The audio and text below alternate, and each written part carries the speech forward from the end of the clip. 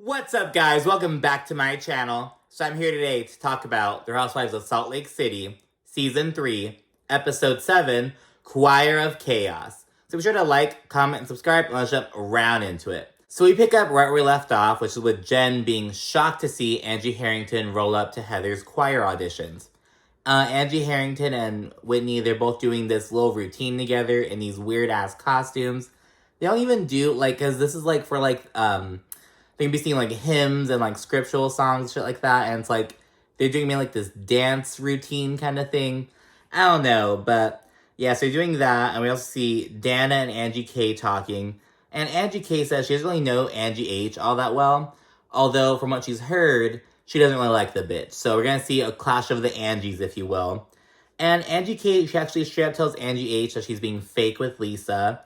She also says that Angie Harrington is in cahoots with her husband's Instagram antics, because basically Angie H is saying, oh no, it was all my husband. My husband's the one who started the fake account and was trolling Jen Shah and Lisa Barlow.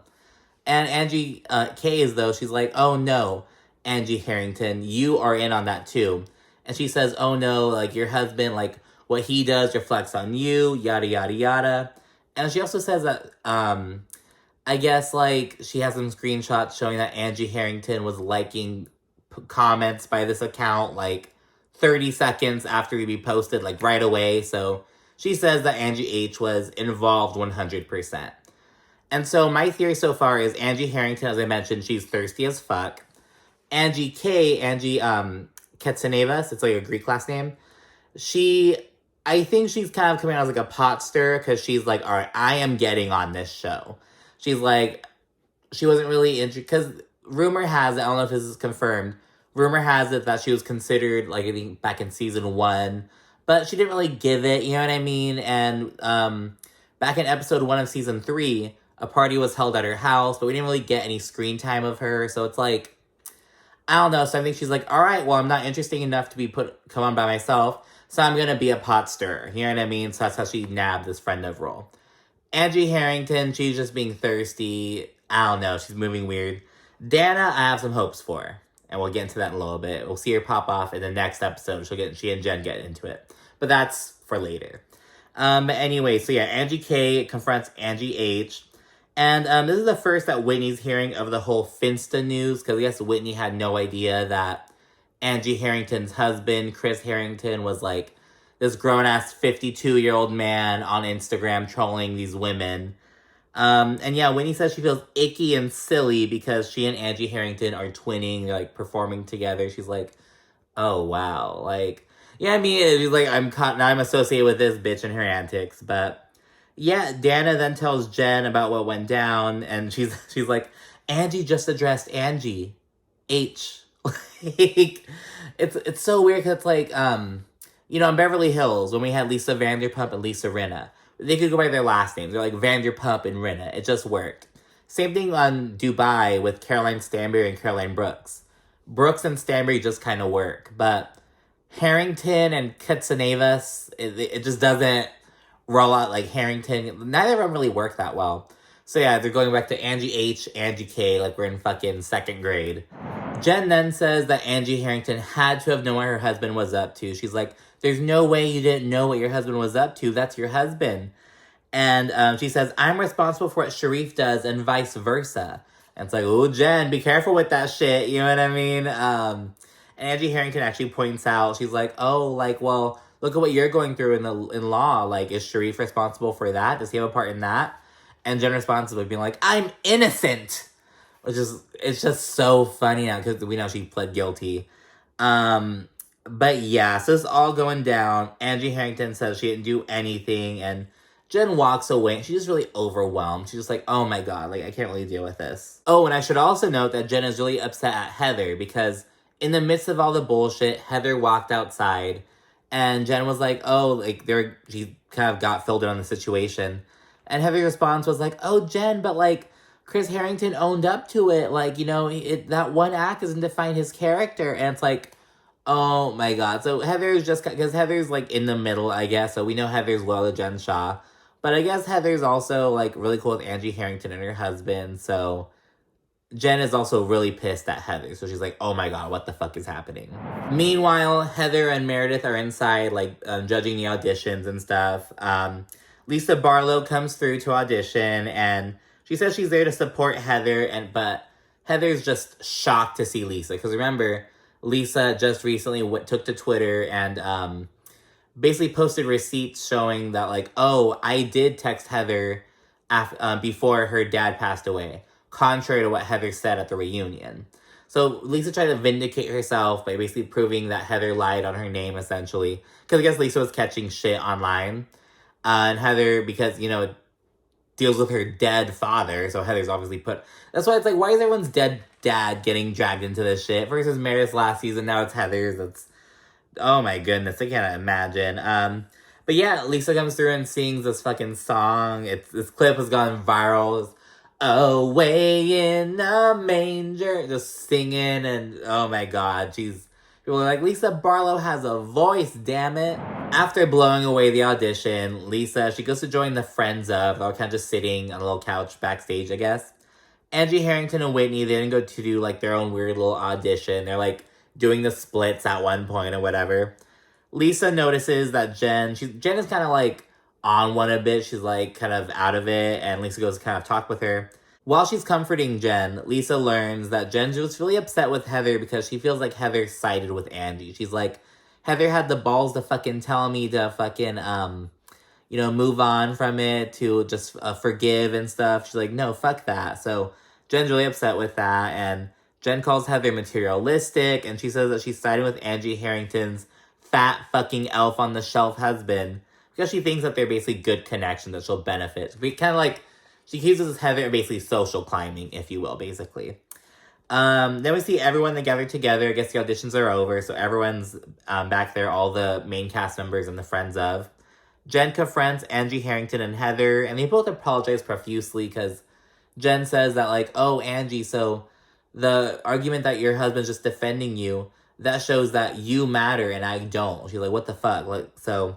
Jen's kind of going in on it, and both Angie Harrington and Heather feel bad, so they're apologizing. And as Angie Harrington is apologizing to Jen profusely, Lisa's getting all upset and causes a scene. Because her thing is like, bitch, the account was called Shahxposed, but they were talking, like, cash money shit about me. So Lisa's just pissed. She's like, where's my apology, bitch? So she gets up, causes a little bit of a scene, and in turn... Angie Harrington accuses Lisa of bullying everyone online, and she references what Lisa did to Heather recently on Twitter. Lisa then says that she only posted the truth, and she says that Heather used her dad's death to lie on her name. And it's like, oh my god. Honestly, I'm gonna say it. I'm with Lisa on this one. Like, that sounds terrible, and it's fucked up, but it's like, you said I was lying. You said I didn't do something, and I'm proving that I did.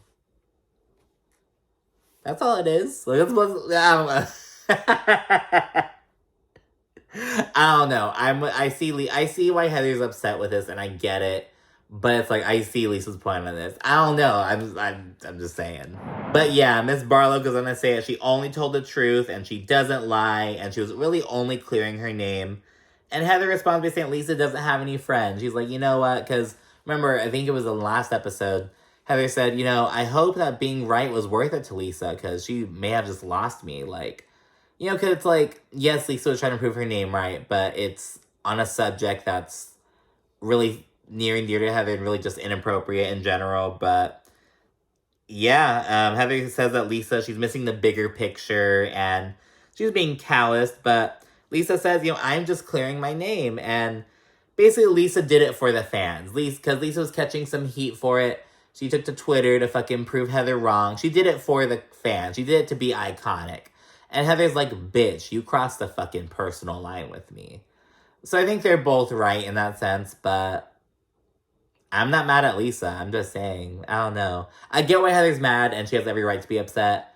I'm just not upset at Lisa. I don't know. I'll see if that's the consent. I don't know. We then get this gross bathtub scene with Meredith and Seth. And Meredith is clearly using her foot to, like, stroke Seth's cock and, like, play with his taint, as he says. There's this look on her face like, oh my god, I'm not being sly at all. And Meredith, she kind of goes on to speak on the tension between Jen and Heather. And it just really relates to the whole Finsta thing. The Finsta shit that the Harringtons, and yes, the Harringtons, I don't think Chris Harrington was in it alone, that they cooked up.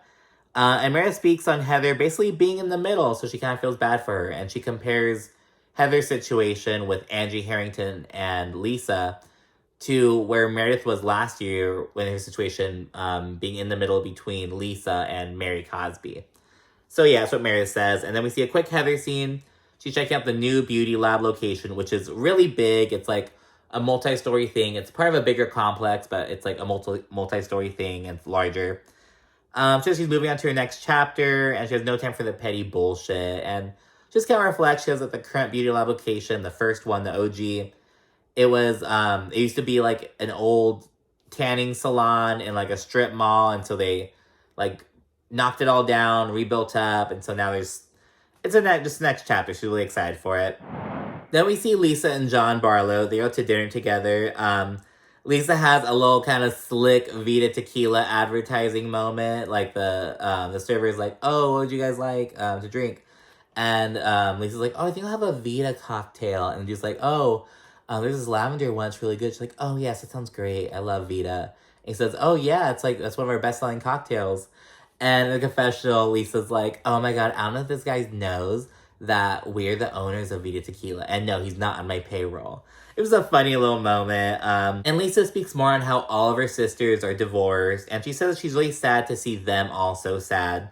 And Lisa says she really takes on other people's emotional burden. She says she's like, I guess she says she's just really there for them a lot. And she feels like she's taking on a lot emotionally from them. And John actually kind of agrees with this and encourages her to kind of set boundaries and stuff. And to kind of, to not carry these burdens as it takes a toll on their whole family, he says. Lisa then gets emotional, and she shares that with all that's going on, she feels like she really hasn't been prioritizing or really focusing on her relationship with God. So she says in a confessional that she's very important to God, but while she said she's really it's almost like it's a saying that God's important to her. She's like, oh, God, I'm important to God. I'm very important to God. It was just a little funny, memeable moment. She says she doesn't really like herself when there's that spiritual distance between her and God. And so it was a nice little scene. I personally been kind of working on my spirituality and kind of my faith recently. So I don't know, Salt Lake City is interesting because they've been around other friends, like Tamara Judge. She kind of talked about, she had that whole Jesus moment when she was on Orange County and she got baptized and shit. But Salt Lake City is really ingrained in it. So yeah, she speaks on that for a little bit. Then we see Jen and Sharrieff. They're at home, kind of discussing the choir auditions and everything that went down. Jen says that Angie K confronted Angie H. And Angie Harrington in turn confirmed that it was her husband who started the Finsta. So Jen like already knew that information, but she's like, it came out of Angie's mouth that he started it. You know what I mean? And Coach Shah is pissed with this information, rightfully so. He's really defensive, and he reads Chris Harrington for fucking filth without even cursing. Like, he's just saying that, like, you know, can't believe a grown man is doing this to her whole family, and how he has to, you know, his actions will speak louder than anything he can say to him, and it's just, the Harringtons look so fucking bad. I hope they do not come back next season, to be honest. Maybe we'll eat those words depending on what they pull later on, but I don't know. Jen then segues kind of saying that Heather implored her to forgive the Harringtons, and really just kind of was like, oh, you should move on, blah, blah, blah. And she feels like Heather didn't stand up for what was right in the moment. So she and Coach Shah are like, damn, because Heather's really there for Jen in the past, and so they're like, well, you know, she's not seeing where you're coming from. There's nothing we can do about that, but move on. The next scene is a meetup between Whitney and Heather, and they're actually leaking at a park for a little play date, kind of, with their 9-year-old son, so Whitney's son Brooks and Lisa's son Henry. And they say that they're just kind of leaking up to kind of kick it. They're like, oh, we've come such a long way. Whitney says that Lisa has huge big sister energy that used to be kind of off-putting, that Whitney used to really dislike it, but she's like, no, Lisa actually cares for me. So we're seeing something kind of grow between Whitney and Lisa. The ladies play basketball while teamed up with the other sons. It's kind of cool. And Whitney and Henry wind up winning. Whitney and Lisa then go to kind of chat about Justin being laid off and such, and Whitney says he's on his Mr. Mom shit. And Whitney, she also mentions she's hustling now, 'cause she's the sole provider of the family now. So she's hustling through businesses and stuff, and she's really kind of trying to navigate this pressure. Lisa kind of segues to mentioning how she's trying to kind of have empathy for what her sister's going through while still kind of not carrying these burdens. And she also mentions she wants to work on her relationship with God. The ladies then speak a bit on their issues with Heather. They kind of almost bond over their kind of shared issues with her.